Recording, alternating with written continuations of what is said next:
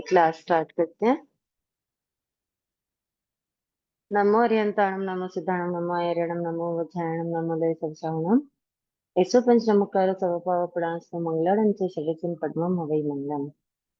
श्रवण भगवान महावीर स्वामी के चरणों में शत नमन। युग पुरुष प्रज्ञानिधि आचार्य प्रवर 1008 विजयराज जी महाराज के चरणों में भावभरी वंदना। समस्त संयमशील चरित्रात्माओं के चरणों में भावभरी वंदना। सर्वप्रथम हम ज्ञानार्जन की स्तुति करेंगे। कमर सीधी, आंखें बंद, विनय मुद्रा में। जो जन श्रद्धा भाव से करे श्रुत का ज्ञान, ज्ञानावरणी कर्म तले प्राप्त करे सद्ज्ञान।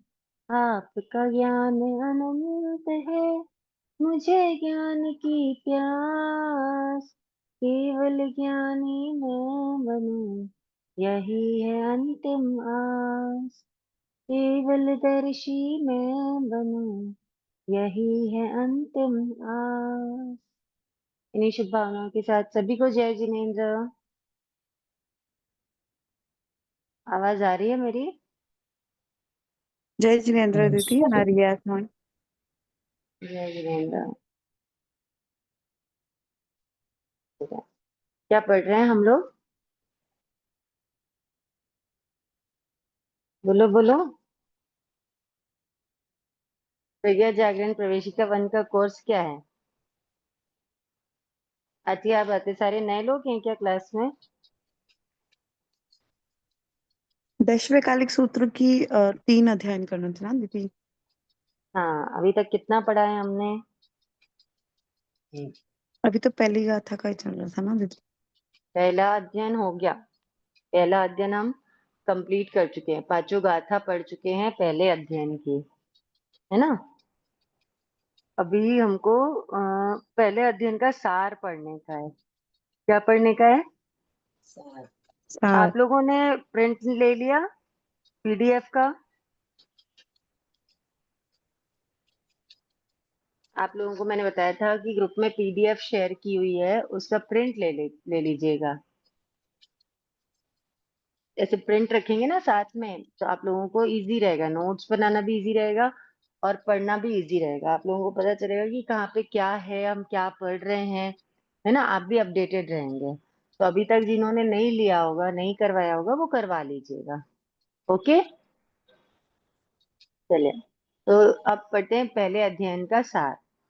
अच्छा, मुझे बताइए, कोई ऐसा है यहाँ पे जो आज फर्स्ट टाइम क्लास ज्वाइन किए हैं? कोई नहीं है, ठीक है। मतलब आप लोग जितने भी लोग यहाँ पर अभी हैं, वो लोग सब पहले की क्लासेस में रहे हुए हैं। तो आप लोग क्यों एक्टिव नहीं है? मुझे एक बात बताइए, आप लोगों को समझ में आ रहा है मैं जो भी बता रही हूँ?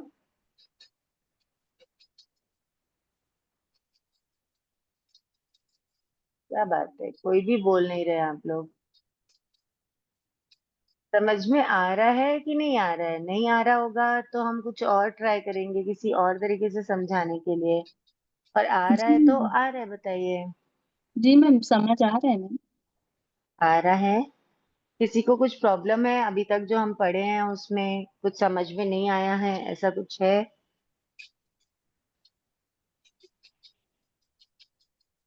आप लोग ऐसे मतलब हैं कि नहीं है अभी क्लास में, ये बताइए मुझे। चलिए वीडियो ऑन कीजिए पहले तो। वीडियो ऑन कीजिए जो जो भी क्लास में है। कि ममता जी का वीडियो ऑन हुआ है, पुष्पा जी का ऑन हुआ है, नीतू जी का ऑन हुआ है। ओके, तो देखिए, हम लोग यहाँ पर स्टडी मतलब पढ़ने के लिए हम लोग यहाँ पर इकट्ठे हुए हैं। अगर आप लोग प्रॉपर से बराबर से मुझे रिप्लाई करते रहेंगे ना, तो इजी रहेगा मुझे भी समझना कि आप लोगों को समझ में आ रहा है कि नहीं आ रहा है, या मैं कहाँ पर वीक हो रही हूँ, कहाँ पे मुझे और मेहनत करने की जरूरत है, ये मैं समझ पाऊंगी। इसलिए मैं चाहती हूँ कि जब भी मैं कुछ पूछूं तो आप लोग प्लीज रिस्पॉन्स दीजिए, हाँ ना, जैसा भी है, जो भी है बताइए। ओके ओके, चलिए। अच्छे से पढ़ा रहे हो मैडम, बहुत अच्छा पढ़ा रहे हो आप। नहीं, बट आंसर्स नहीं आते, रिप्लाई नहीं आता है, तो मैं भी कंफ्यूज हो जाती हूँ। कि सही से हो रहा है कि नहीं हो रहा है। ठीक है, चलिए अब हम पढ़ते हैं प्रथम अध्ययन का सार। पहले अध्ययन में हमने क्या पढ़ा है? म्यूट करना पड़ेगा। अभी जिन्होंने भी अटेंड की क्लास उनको पता होगा कि पहले अध्ययन में हमने क्या पढ़ा है, किसके बारे में चर्चा हुई है पहले अध्ययन में। धूमपुफिया। हाँ, धूमपुफिया तो ठीक है, बट चर्चा किस विषय पे हुई है? सबसे पहली गुरु चर्चा शिष्य। हुई है धर्म पे, है ना। जिस पुरुष का मन सदा धर्म में लगा रहता है, ये पढ़े ना हम ये लाइन, हाँ, पहली गाथा का अर्थ। तो पहली चर्चा हुई है धर्म पे। तो धर्म क्या है? धर्म क्या है? तो धर्म, वो धर्म ऐसा, ऐसी चीज है धर्म जिससे आचार और विचार की मलिनता दूर की जाती है। क्या है धर्म? जिससे आचार और विचार, आचार यानी क्या होता मलिनता है? दूर की जाती आचार यानी अपना आचरण, है ना, है। हाँ, अपना आचरण। और विचार यानी जो हमारे वो मन में क्या बोलना, विचार चलता हाँ, मन में चलता है, जो हमारी थॉट्स बनती हैं ना, वो हो गया विचार। तो है। आचार और विचार की मलिनता का मतलब क्या हुआ? गंदगी, हाँ, गंदगी, मतलब किसी के लिए बुरे भाव आना, बुरे किसी भाव। का, हाँ, किसी का बुरा करना, सोचना, या किसी का कुछ बिगाड़ना, ऐसे जो चीज, जो गंदे विचार है ना पनपते हैं मन में, उनको दूर कौन करता है? धर्म करता है। धर्म। जब हम धर्म का स्वरूप समझते हैं ना, तो हमारे भाव शुद्ध होते हैं, है ना, हमारी आत्मा की शुद्धि होती है। तो आत्मा की शुद्धि तभी होगी जब मलिनता दूर होगी, गंदगी दूर होगी, हाँ, तब शुद्धि आएगी। ठीक है। धर्म 10 प्रकार से कहा गया है। खंती मुत्ती अजवे मद्दवे लाघवे सच्चे संजमे तवे चियाए बमचेर वासे। मतलब खंती यानी क्षमा, निर्लोभता, सरलता, कोमल भाव, लाघव, सत्य, संयम, तप, त्याग और ब्रह्मचर्य रूप, ये 10 क्या है? धर्म कहे गए हैं। धर्म। इससे बने शुद्ध विचार और निर्दोष आचार ही दुख मुक्ति के उपाय हैं। हमने अच्छा सोचा और किया नहीं तो कुछ होगा क्या? तो विचार के साथ साथ आचार भी जरूरी है ना। मतलब हमने सोचा, बहुत सारी प्लानिंग की, अच्छा करना है, यहाँ पे ये करना है, वहां पे वो करना है, और उसको इम्प्लीमेंट नहीं किया, तो हमको कुछ हासिल होगा क्या? आवाज आ रही है मेरी? हाँ, बताओ, हमने सिर्फ सोचा है और कुछ किया नहीं है, तो हमको कुछ हासिल होगा? नहीं होगा, है ना। नो आया है आंसर में। तो इसलिए निर्दोष आचार भी जरूरी है। विचारों के साथ साथ क्या है? आचार भी निर्दोष जरूरी है। आचार। विचार तो शुद्ध करने ही है, उसके साथ साथ में आचार भी हमारा निर्दोष होना चाहिए, तभी क्या होगा? दुख मुक्ति होगी। ठीक है। इसी को निर्दोष एक मिनट। निर्दोष आचार बोले तो? निर्दोष आचार बोले तो ऐसा काम करना जिससे हम क्या बोलना चाहिए, किसी का दिल ना दुखाएं। ठीक है, किसी दोष कुछ रहित हाँ, निर्दोष यानी आचार। दोष रहित। लेकिन अब वो दोष रहित यानी हम अभी अ, साधु तो नहीं बन सकते कि सारे दोष हमारे हटने लगने बंद हो जाएं, है ना। तो ये जो यहाँ पे क्या बताया है, अहिंसा, संयम और तप, इसको अहिंसा, संयम, तप। हाँ, हाँ। आगे हम पढ़ेंगे, इसको टारगेट में रख के शुद्ध विचार और निर्दोष आचार करना चाहिए। ठीक है, आगे देखना, आगे अभी अपन पढ़ेंगे ना तो आपको समझ में आएगा।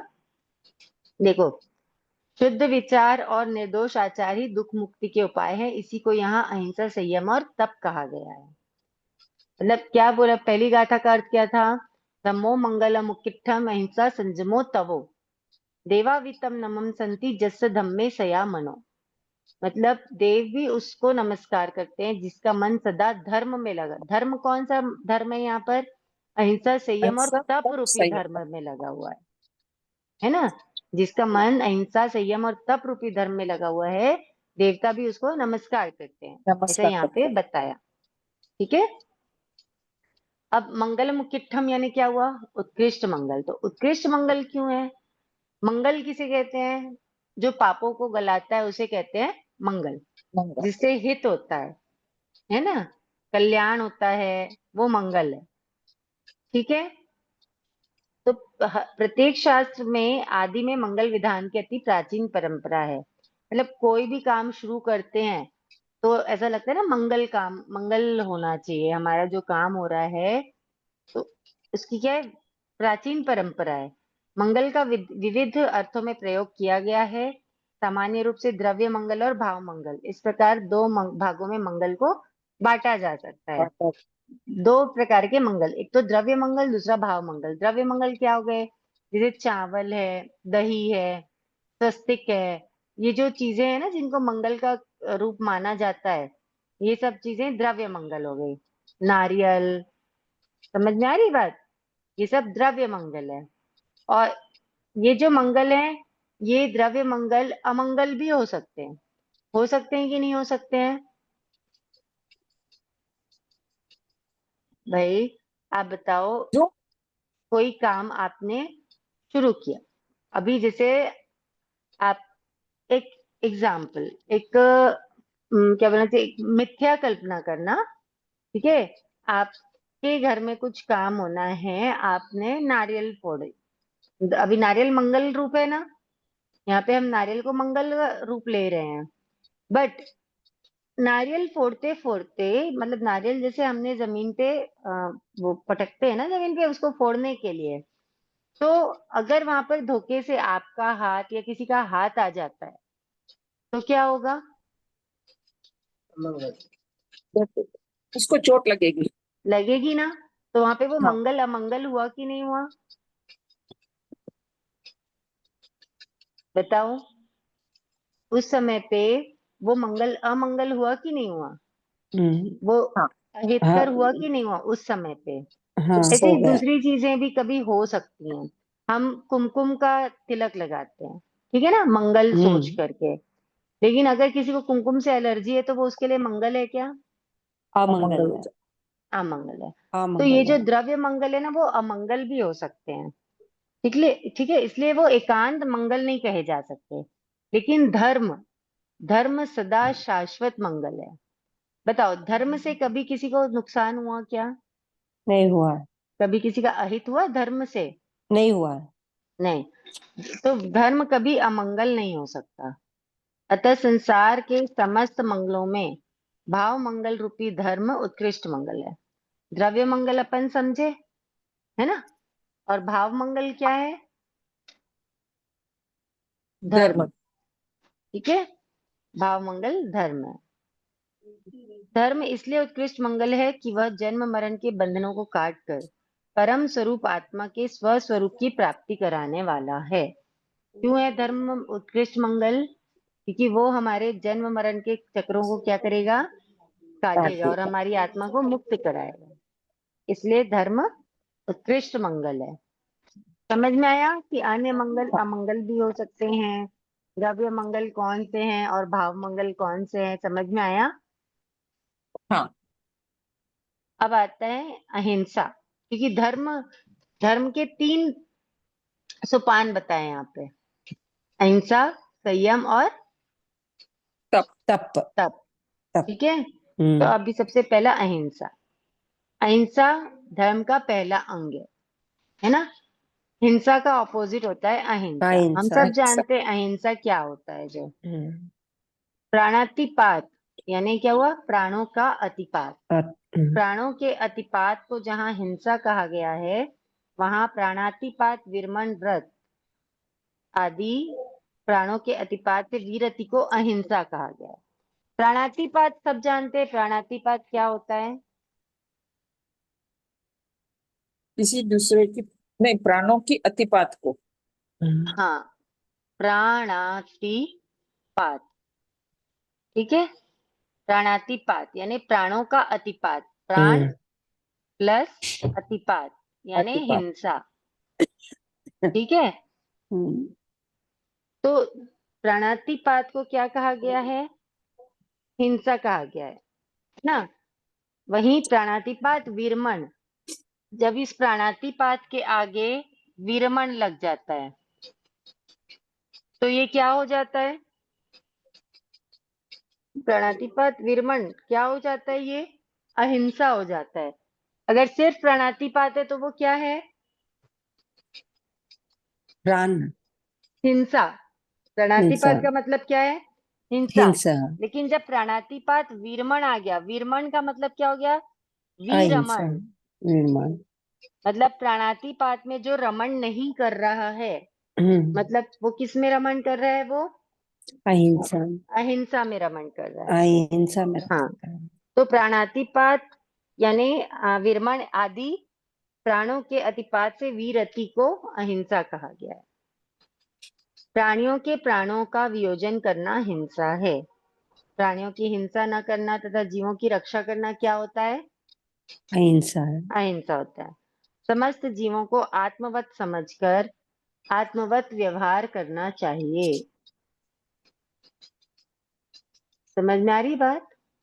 सभी जीवों को कैसा समझना है? अपने को आत्मवत, अपने जैसा समझना है और वैसा ही व्यवहार करना है कि हम जैसा व्यवहार अपने लिए पसंद करते हैं दूसरे जीवों से, वैसा ही व्यवहार हम क्या करें?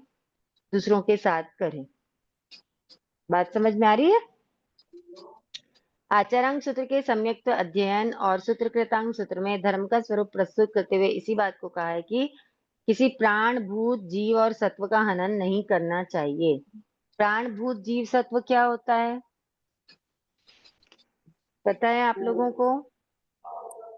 प्राण यानी क्या होता है? भूत यानी क्या होता है? यहाँ पे प्राणभूत जीव सत्व किसको कहा गया है? प्राण भूत। कभी सुना है ये वर्ड? सुने हुए हैं प्राणभूत जीव सत्व? सुने तो है। सुने हुए है ना? हम्म, प्राण, प्राण यानी होता है तीन विकलेंद्रिय। जब तीन विकलेंद्रिय के बारे में बात हो रही है ना, तो समझना, अगर प्राण बोला जा रहा है तो किसके बारे में बात कर रहे हैं? तीन विकलेंद्रिय के बारे में। ठीक है। भूत यानी वनस्पति का है, मतलब ये एक संज्ञा दी हुई है इनको। भूत यानी क्या है?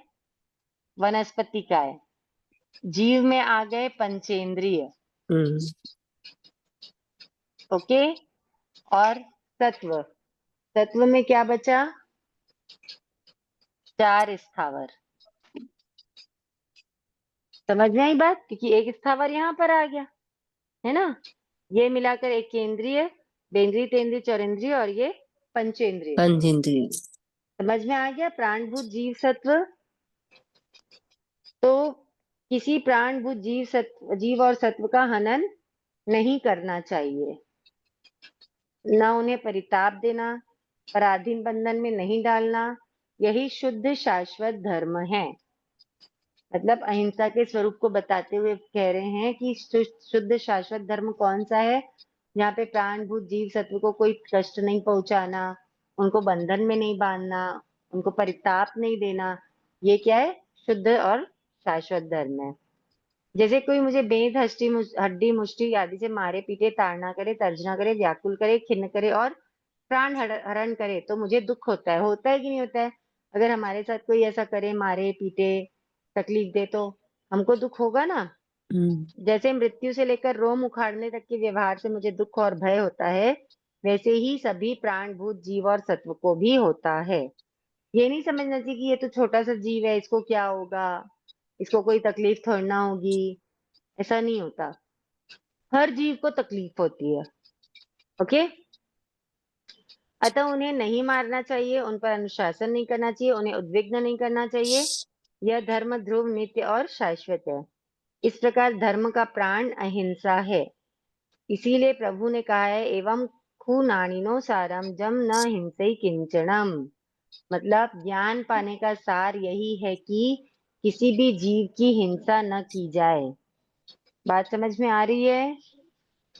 अगर हम ज्ञान प्राप्त करने के बाद भी, किस प्रकार का ज्ञान प्राप्त करने के बाद कि कौन से जीव में कितने कौन से शरीर में कितने जीव हैं, कौन सी वस्तु सचित है, कौन सी वस्तु अचित है, किस वस्तु के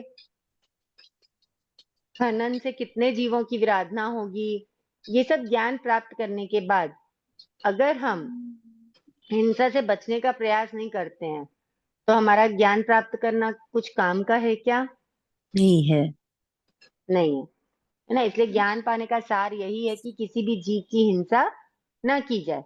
हम लोग श्रावक हैं, श्राविका हैं, तो कुछ अंशों में हमको ये सब करना पड़ता है ना।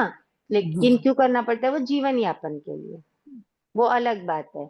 और जो हम शौक पूर्वक मस्ती से, है ना, वैसे जो भी हिंसा करते हैं, जीवों की विराधना करते हैं, तो वो उससे हमको क्या करना है? बचना है। बचना है। ठीक है। आज ऐसा लग रहा है मैं एक को ही पढ़ा रही हूँ बस, बाकी कोई नहीं है क्लास में। क्या बात है, आज सब लोग टायर्ड हैं क्या?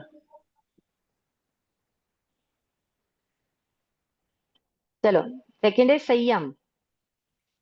संयम का मतलब होता है नियंत्रण, कंट्रोल। यहाँ पर संयम का मतलब दीक्षा से नहीं है। ठीक है, इस बात को ध्यान रखना। यहाँ पे संयम का मतलब है कंट्रोल, सावध्य योगों से सम्यक निवृत्ति। मतलब जहां पे भी हमारा मन हिंसा में जा रहा है, तो वहां से अपने मन को समझा करके अलग करना, वो क्या है? क्या है ये? संयम है। क्या है? संयम। संयम है। ठीक है। अहिंसा की व्यवस्थित आराधना के लिए संयम की आवश्यकता होती है। जब तक कि हमारे मन पे संयम नहीं होगा, हमारी इंद्रियों पे संयम नहीं होगा, तब तक कि हम अहिंसा की व्यवस्थित आराधना कर सकते हैं क्या? नहीं कर सकते। नहीं कर सकते। असंयमी अहिंसक नहीं हो सकता। अतः अहिंसा के साथ धर्म का दूसरा अंग संयम बतलाया है। ठीक है। संयम का अर्थ है अपने आप को हिंसा आदि कर्म बंध के कारणों से अच्छी तरह उपरत रखना, यानी अलग रखना। जैसा कि आचार्यों ने कहा है, आश्रव द्वारो परमः संयम, संयमः, मतलब हिंसा, झूठ, चोरी, मैथुन और परिग्रह, ये हैं 5 आश्रव के द्वार। आश्रव के जो 5 भेद हैं वो क्या है? कर्म आने के द्वारा। कर्म आने के जो द्वार है, हिंसा, झूठ, चोरी, मैथुन और मतलब परिग्रह। परिग्रह। इन 5 द्वारों से कर्म आते हैं। इन द्वारों का रोधन करना, यानी उनको रोक देना, तो रोक उनसे देना। उपरत होना क्या है? संयम है। संयम। समझ आया? हाँ। संयम का भाव क्या है? संयम का अर्थ क्या है? तो कंट्रोल, बताओ बताओ, क्या है तो संयम का आश्रमों अर्थ? का रोदन करना।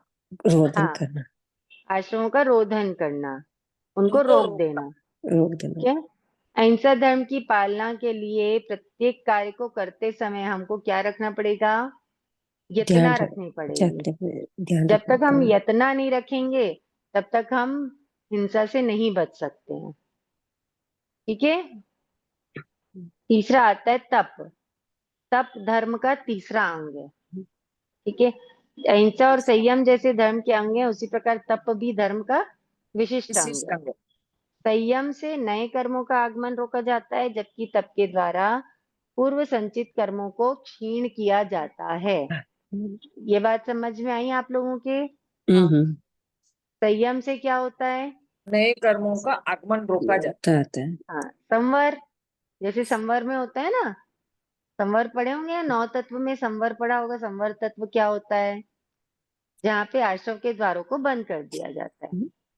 मतलब जब द्वार बंद हो गया तो कोई अंदर आ पाएगा क्या? नहीं। नहीं है। नहीं आ सकता। तो बस संयम से 9 तत्वों के संयम से नए नए कर्मों का। नए कर्मों के आगमन को क्या करते हैं? रोका रोकते जाता। हैं। और तप से क्या करते हैं? पुराने संचित आगमन, कर्मों को पुराने पूर्व को संचित जो कर्म है, क्षीण किया जाता है। हाँ, उनको क्षय करते हैं। क्षय पहले के नए जो कर्म। संचित कर्म है ना, अपने इकट्ठे किए हुए हैं, उनको क्षय करते हैं। और तप तब का क्या अर्थ आता है है? कर्मों को तपाने की क्रिया। तप का कर्म क्या मतलब है? तपाने। कर्म कर्मों छाया को को तपाने तपाते की हैं। क्रिया। जो अष्टविध कर्म ग्रंथियों को तपाकर नष्ट करता है, उसे तप तब कहते तक हैं। इच्छा निरोधक तपः, मतलब इच्छाओं का निरोध करना क्या है? तप है। अज्ञान तप जहाँ शरीर मात्र को तपाता है, वहां वीतराग प्ररूपित सम्यक तप कर्मों को तपाकर आत्मा से उसी प्रकार अलग कर देता है, जिस प्रकार अग्नि का ताप घी के मैल को अलग कर देता है। घी का मैल कैसे अलग होता है? गरम बिना करने से। गरम करे घी का मैल अलग हो सकता है क्या? नहीं। नहीं। नहीं हो सकता है। तो वैसे ही बिना तप किए हमारी आत्मा से कर्मों को क्षय किया कर्मों अलग किया जा सकता है क्या? नहीं। नहीं। नहीं। नहीं किया जा सकता। ठीक है, तप के 12 प्रकार हैं। अनशन, उनोदरी, भिक्षाचरी, रस परित्याग, कायक्लेश, प्रतिसंलीनता, प्रायश्चित, विनय, वैयावृत्य, स्वाध्याय, ध्यान और व्युत्सर्ग। व्युत्सर्ग। तो अनशन, ये तो सबको पता होगा। अनशन क्या होता है? चारों हाँ, प्रकार के आहार का त्याग त्याग करना, वो कर होता है अनशन। शन ठीक है, अनशन क्या है? तप का एक प्रकार है। प्रकार। फिर उनोदरी, उनोदरी का मतलब होता है अपने इच्छाओं को मारना, अपनी इच्छाओं को दबाना। अपने को भूख लगी है ना, और हमको इच्छा भी है कि हम एक रोटी और खा लेते हैं, एक फल का और खा लेते हैं। तो वहां पे वो एक फल की जो भूख है ना, उसको सहन करना और अपनी इच्छा को रोकना, वो क्या हुआ? उनोदरी तप। एक उनोदरी। रोटी का। ये भिक्षाचरी, भिक्षाचरी मतलब साधु के जैसे साधु की जो चर्या होती है ना, वो गोचरी। र, हाँ गोचरी। फिर रस परित्याग, रस परित्याग का मतलब होता है रसों का त्याग करना। जैसे विगैडी आ जाते हैं, इसमें आयम्बिल किया जाता है ना। तो ये क्या होता है? रस परित्याग। काय क्लेश से तो काया क्लेश, काया क्लेश का मतलब काया अपनी को तपा। हाँ, अपनी काया को तपाना, निर्जरा के पर्पज से अपनी काया को तपाना। ये जितने भी भेद हैं, निर्जरा के तो भेद है ही है, लेकिन इनको करने का पर्पज अगर निर्जरा नहीं होगा ना, तो वो मार्क्स वहां पर अपना क्या हो गया? गया। समझ में आ रही बात? मार्क्स का मतलब आज मैंने उपवास किया, एक एग्जाम्पल। ठीक है, तो अगर मेरा पर्पज निर्जरा का नहीं है, उपवास करके निर्जरा करने के पर्पज से मेरा उपवास अगर नहीं है, तो मेरे को उसके करोड़ों की जो लॉटरी थी वो क्या हुई? मेरे हाथ से जीरो। निकल गई। निकल गई। बात समझ में आई? जी। फिर प्रतिसंलीनता, प्रतिसंलीनता का मतलब होता है अपने ऊपर पूरा कंट्रोल, है ना, अपने इंद्रियों पे कंट्रोल। प्रतिसंलीनता मतलब होता है कछुए की तरह क्या करना? कछुए की भांति अपनी इंद्रियों पर अपना नियंत्रण। नियंत्रण करना। हम्म। इसकी एक कहानी है कछुए की, प्रतिसंलीनता की, आप लोगों की सुनी हुई भी होगी। दो कछुए रहते हैं, ठीक है, घूमते घूमते वो जंगल में पहुंच जाते हैं। जंगल में पहुंचते हैं तो एक जगह पे पहुंचते हैं तो देखते हैं कि जंगली कुत्तों ने उनको घेर लिया। समझ आ रही मेरी बात?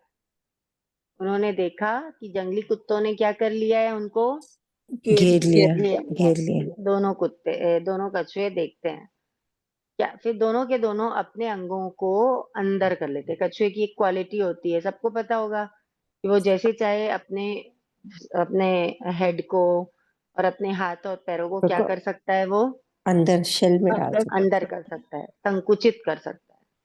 ठीक है ना? तो दोनों ने डाल लिया, अंदर कर लिया। अब वो कुत्ते क्या कर पाएंगे? कुछ कर पाएंगे क्या? नहीं कर पाई। नहीं कर पाएंगे। लेकिन वो कुत्ते वहीं बैठे रहते हैं, वहीं खड़े रहते हैं, देखते हैं कि कब तक के ये लोग ऐसे रहेंगे। तो एक कछुआ तो चुपचाप अपनी इंद्रियों को, अपने हाथ पैरों को अंदर करके बैठा रहता है, लेकिन जो दूसरा रहता है ना, उसको बड़ी खलबली रहती है। वो सोचता है कि थोड़ा सा अपना सर बाहर निकाल के देखूं क्या, कि कुत्ते हैं या चले गए। तो सर तो नहीं निकालता, वो अपना एक पैर बाहर निकालता है। तो जैसे ही वो पैर बाहर निकालता है, वैसे ही क्या होता है? कुत्ता आ जाता है। कुत्ते झपट पड़ते हैं। झपट झपट ठीक है, लेते हैं। फिर थोड़ी देर होती है, फिर उसको लगता है अब तो चले गए होंगे, दूसरा पैर बाहर निकाला, आप फिर वो वही भी प्रोसेस, फिर उसने अपना तीसरा पैर निकाला, चौथा पैर यही प्रोसेस होता है। ठीक है। लेकिन जो दूसरा कुत्ता है, दूसरा कछुआ होता है, अनदर टॉर्टोइज, वो कछुआ एकदम शांति से चुपचाप अपने अंगों को संकुचित करके बैठा रहता है। वो अपने अंगों को बाहर निकालता है क्या? नहीं नहीं। निकालता है। नहीं निकालता है। उसके में चंचलता नहीं रहती है। वो अपने अंगों को बाहर नहीं निकालता है। और क्या होता है, एक टाइम के बाद कुत्ते खुद ही थक के कहाँ चले जाते हैं? वापस चले जाते हैं। फिर जब उसको समझ में आता है कि अब कोई भी नहीं है, तब वो बिंदास अपने अंगों को बाहर निकालता है। तो इसलिए प्रति संलीनता में बोलते हैं कछुए की भांति संकुचित करना। समझ में आई बात? ठीक। हाँ। फिर आता है प्रायश्चित, विनय, वैयावृत्य, स्वाध्याय, ध्यान और व्युत्सर्ग। प्रायश्चित, जब हमको समझ में आ जाता है कि हमारे द्वारा कोई पाप हुआ है, कोई गलत बात कही गई है ना, इस टाइप का कुछ होता है और हमको समझ में आ जाता है, तो हमको क्या करना चाहिए? तुरंत तुरंत अपने पापों की आलोचना करना चाहिए और गुरु महाराज के पास जा करके प्रायश्चित लेना चाहिए। तब ये प्रायश्चित भी एक प्रकार का तप बताया है। फिर विनय, प्रायश्चित के बाद क्या है? विनय। विनय। एज यूजुअल विनय गुण है। विनय के बिना धर्म टिक सकता है क्या? नहीं नहीं। कर सकता। नहीं टिक सकता। तो विनय गुण जिसके में भी रहेगा, वही धर्म में आगे बढ़ सकता है। प्रायश्चित, विनय। विनय समझ में आ गया? विनय सिर्फ साधु साध्वियों के प्रति या साधर्मिकों के प्रति भी किया जाए, वो भी इससे विनय बड़ों में के आता है। प्रति बिल्कुल, भी। सभी बड़ों साधर्मिकों के को। प्रति भी रहना चाहिए विनय। हम्म। फिर वयावृत्य। वयावृत्य का मतलब क्या होता है? सेवा करना। सेवा करना, मतलब हाथ पैर दबाना, साधु साध्वियों के सर दबाना, है ना? हम्म। यही होता है। पर साधु हाँ। साध्वी भी तो दबाते नहीं हाथ पैर तो। हाँ, तो साधु साध्वी तो नहीं दबवाते हैं, लेकिन हमको जो बताया फरमाया भगवान ने कि ये निर्जरा के भेद है ना, इनसे भी ये छोटी छोटी चीजें करके भी हम क्या कर सकते हैं? बहुत उनकी सारी सेवा। निर्जरा कर सकते हैं। समझ में आ रही बात? तो हम जी। क्या था? वयावृत्य। वयावृत्य मतलब साधुओं के वयावृत्य का क्या है हमें? ध्यान निषेध। रखना। हम नहीं कर सकते। हम उनके हाथ पैर नहीं दबा सकते, हम उनका सर नहीं दबा सकते, ये सब नहीं कर सकते हम। लेकिन क्या लेकिन क्या है, दूसरों की, जो भी वृद्ध है, रोगी हैं, ऐसे हैं, उनकी सेवा तो हम कर सकते हैं ना। जी।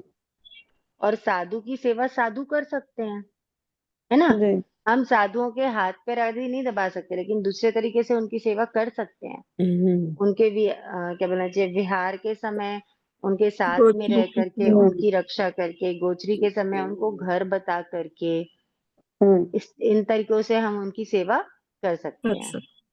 जी। फिर आता है स्वाध्याय। स्वाध्याय स्वाध्याय। हमको पता है, स्वाध्याय क्या है? हम्म। पढ़ाई करना। त- धार्मिक पुस्तकों को तत्वों को पढ़। जानने की रुचि रखना, है ना, कि हमको पता चले कि भगवान ने क्या क्या फरमाया है। हम्म। फिर उस पे हम क्या करें? चिंतन मनन करें। वो हम्म। होता है स्वाध्याय। फिर आएगा ध्यान। ध्यान मतलब मन की एकाग्रता।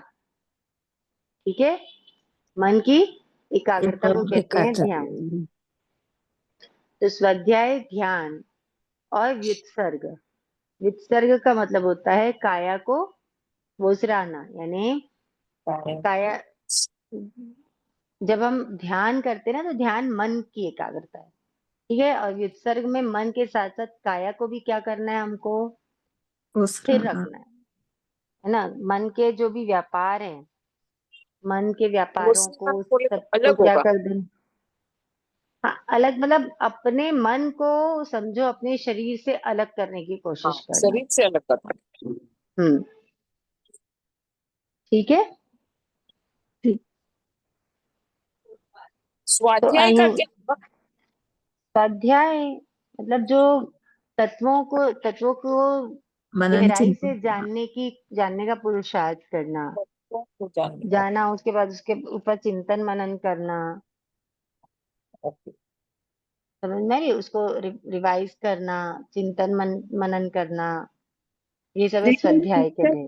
दीदी ये भिक्षाचर्या, ये तो साधु हाँ, साध्वी के लिए आएगा ना, तो अपने श्रावक श्राविकाओं के लिए कैसे? भिक्षु दया भी तो होती है।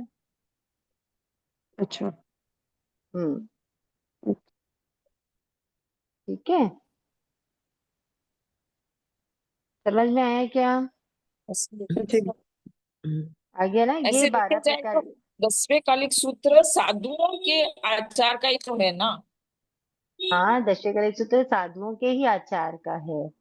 लेकिन हाँ, हमको तो भी पता होना भिक्षाचर्य चाहिए उन्हीं कि का क्या। है, हमको नहीं, समझने के लिए भाई। अरे ये तो दशकलिक सूत्र की बात है, ये तो निर्जरा की बात है। अच्छा अच्छा। ये तो निर्जरा के भेद पढ़ रहे हैं अपन। हम्म, ठीक है, ठीक।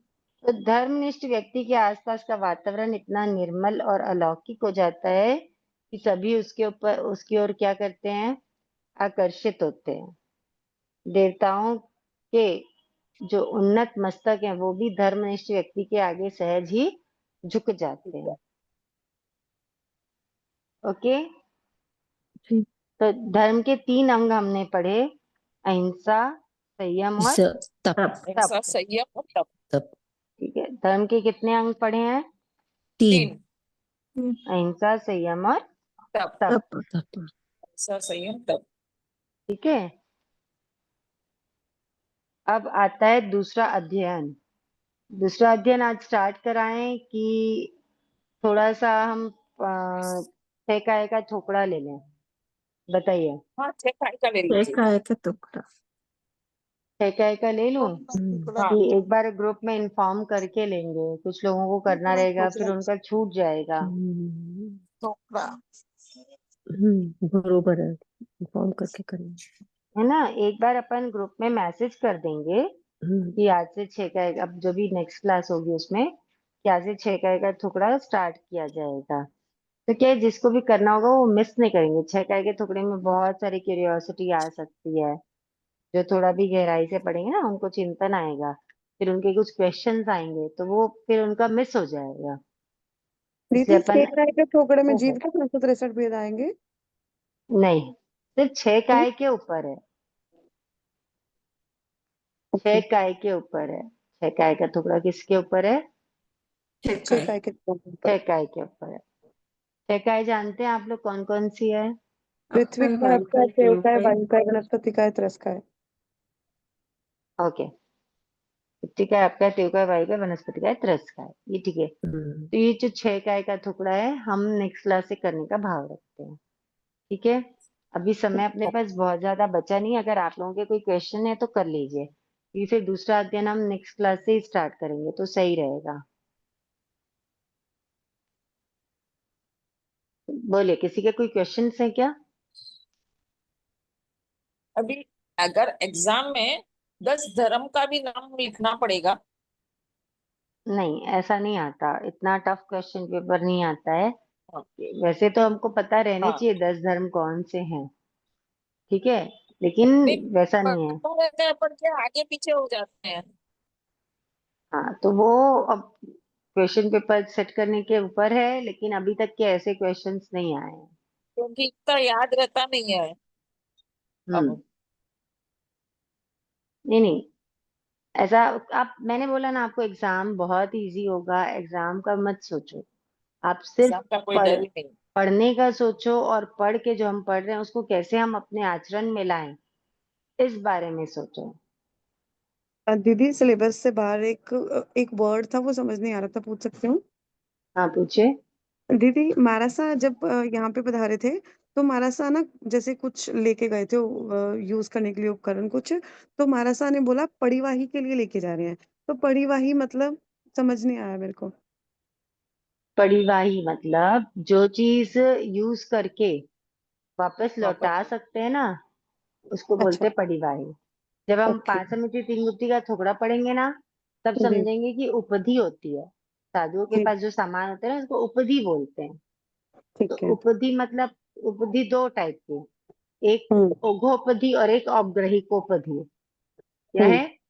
उघोपधि और औपग्रहिकोपधि, हम्म है ना? तो जिसमें हम्म उघोपधि एक टाइप की होती है और औपग्रहिकोपधि अलग टाइप की होती है। उघोपधि में क्या आता है, जो साधु के पास हमेशा रहने वाली चीज है ना, वो उघोपधि में आएंगी। जैसे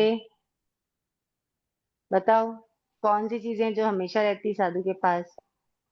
होगा। पात्रे, ओगा, पात्रा हो गया, ओगा हो पात्र गया, हो गया, वस्त्र बुक हो हो होगा, गया। गई, पात्रा वस्त्र, और वस्त्र। वस्त्र, वस्त्र। हम्म और किताब, पेंसिल, पेन हाँ, तो और धार्मिक पुस्तकें। देखो, जो उनके निश्राय की जो किताब है, साधु हम्म के निश्राय की, वो आएगी इसमें, हम्म है ना? और दूसरी होती है औपग्रहिकोपधि, मतलब जो थोड़े समय के लिए गृहस्थी के यहाँ से लाई जाती है और उसको यूज करके फिर वापस उसको क्या कर दिया जाता है, भुला दिया जाता है। बात समझ में आ रही है? हम्म, दीदी, एक तो आपने औपग्रहिक उपधि बोली और दूसरी कौन सी बोली थी? ओघोपधि आगे ओको। आएगा अपने, ये 5 समिति ओके, 3 गुप्ती के थोपड़े में सब कुछ आएगा। ठीक है। ठीक है, अब इसके एग्जाम्पल्स बोलो औपग्रहिकोपधि के। अम, सुई है, तागा है, कैंची है। हम्म, सही है। फेविकॉल हो गया, कोई लकड़ी का कोई उपकरण ले गए वैसा, तो वो भी उसमें आएगा। तो जो भी सामान एक एकदम पतले धागे से लेकर के जो भी सामान है जो साधु के पास हमेशा रहता है, वो क्या कहलाता है? अपरिहार्य। ओगोपधि, जो परमानेंट रहता है। ओघोपधि। ओगोपति। ओघोपधि, अपरिहार्य। ओगोपधि। ठीक है। जी। हाँ, और जो सामान थोड़े समय के लिए लाया जाता है उसको क्या बोलते हैं? औपग्रहिक। ओके। औपग्रहिकोपधि। अपरिहार्य। जी ठीक है, जी तो आपको समझ में आ गया परिहारी का मतलब क्या हुआ? जी दीदी, अब समझ आया अच्छे से। आपका समझाने का अच्छा, तरीका इतना अच्छा है, एक वापस सेकंड में से। समझ लगा था। गुरु कृपा है, आप लोग ध्यान से सुनते हैं ना, इसलिए समझ आता है। और कोई क्वेश्चन किसी का?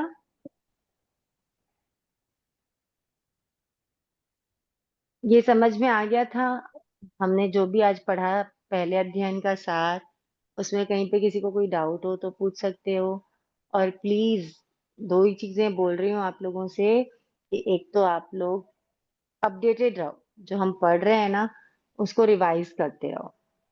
और दूसरा, इसका प्रिंट निकलवा लीजिए, अपने पास रखिए, पढ़ते टाइम देखिएगा, आपको अलग मजा आएगा पढ़ने में। ठीक है। जी दीदी। और कोई, किसी को और कुछ पूछना है?